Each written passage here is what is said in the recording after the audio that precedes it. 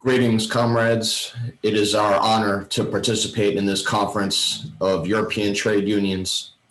Thank you to ΠΑΜΕ and the World Federation of Trade Unions for this opportunity. My local union's participation in the WFTU is creating some difficulty for our international union, which has recently commanded that we no longer use further resources of our membership to attend WFTU events, despite the democratic decisions of our membership and our local executive board.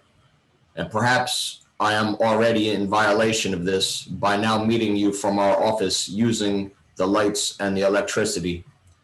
I have also been personally penalized with a fine of $2,000 to reimburse the local union for a contribution that our members authorized to support the CGT general strike in France last year. Nevertheless, we maintain our participation with the WFTU and involvement in this discussion today. The United States approaches 600,000 deaths from the pandemic. There is no public health care under our system of for-profit private health insurance, but circumstances have forced the public access to vaccinations, which are now becoming available through government intervention. Even in the United States, the availability of vaccine doses is in a race against the variants and the mutations that may outpace the vaccine's effectiveness. The New York Times reports that in North America, 40% of residents have access to vaccine, while in Africa, it is only 1%. The backwardness of medical access defeats its effectiveness, even in the wealthy nations. Certainly, there must be international access to free and safe vaccination for there to be any long-term effectiveness. The economic crisis, which, as has been said, is magnified by, but not caused by the pandemic, puts great strain on the new United States administration. The second stimulus package of nearly $2 trillion has been approved, but it will need to be paid for. And an infrastructure investment of another $2 trillion is proposed, but it is not agreed from where will be the source of the funding. This conflict will bring pressure on the capitalist class to pass these costs along onto the working class in various austerity measures, which themselves will accelerate class antagonisms.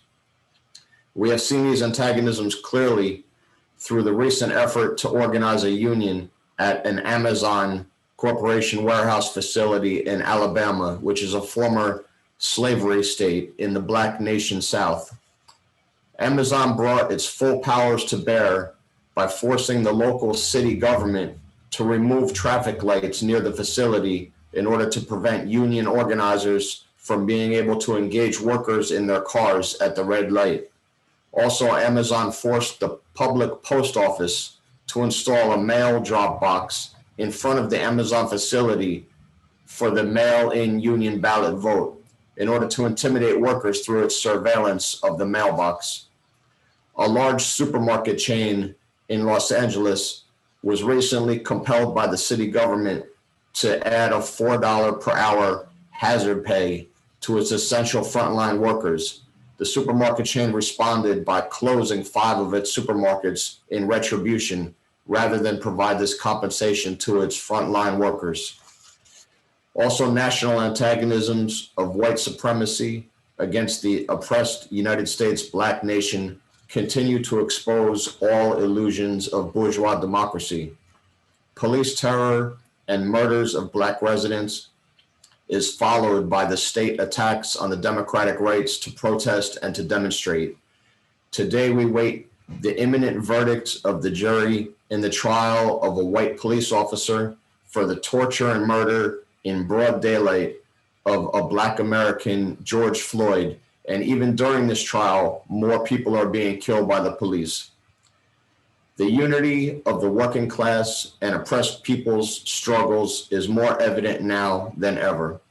We stand with you, our comrades, in the European Trade Unions and the World Federation of Trade Unions. We will be marching on May 1st to celebrate International Workers' Day under the WFTU flag with the slogan that the struggle continues, La lucha sigue, la lucha continua. Thank you.